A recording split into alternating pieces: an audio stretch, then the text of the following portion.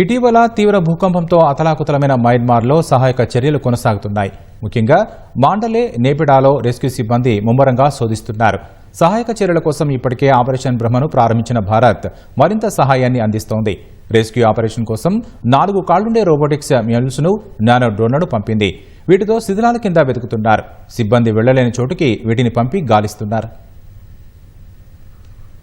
మయన్మార్లో గత నెల 28న సంభవించిన తీవ్ర భూకంపం కారణంగా 3600 మందికి పైగా మరణించగా శిథిలాల్లో చిక్కుకున్న వారిని భద్రతా బృందాలు వెలికితీయడానికి తీవ్రంగా కృషి చేస్తున్నాయి. ముఖ్యంగా మాండలే, నేపిడాలో రెస్క్యూ సిబ్బంది ముమ్మరంగా శోధిస్తున్నారు.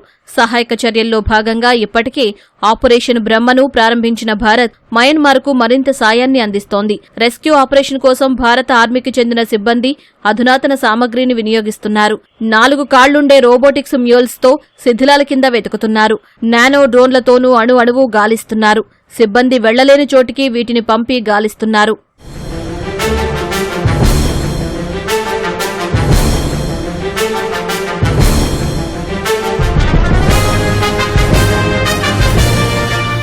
ఆపరేషన్ బ్రహ్మలో భాగంగా భారత్ ఇప్పటికే 31 టన్నుల సామగ్రితో కూడిన C-17 గ్లోబ్ మాస్టర్ విమానాన్ని మయన్మార్కు పంపింది. మాండలేలో తాత్కాలికంగా ఏర్పాటు చేసిన భారత ఆర్మీ ఆసుపత్రికి అవసరమైన సామగ్రిని కూడా సరఫరా చేసింది. భారత సైన్యం ఆధ్వర్యంలోని ఫీల్డ్ ఆసుపత్రి భూకంప క్షతగాత్రులకు తన సేవలను కొనసాగిస్తోంది. భారత నౌకాదళానికి చెందిన INS ఘరియాల్ 100 టన్నుల ఆహారాన్ని తిలావా ఓడరేవుకు చేర్చింది. మరోవైపు క్వాడ్ దేశాలైన భారత్, ఆస్ట్రేలియా, అమెరికా, జపాన్ మయన్మార్ను ఆదుకునేందుకు ఇటీవల $20 మిలియన్ మానవతా సాయాన్ని ప్రకటించాయి. మొత్తం 118 మంది సిబ్బంది విధులు నిర్వహిస్తున్నారు. మరోవైపు NDRF బృందాలు సైతం సహాయక చర్యల్లో నిమగ్నమయ్యాయి.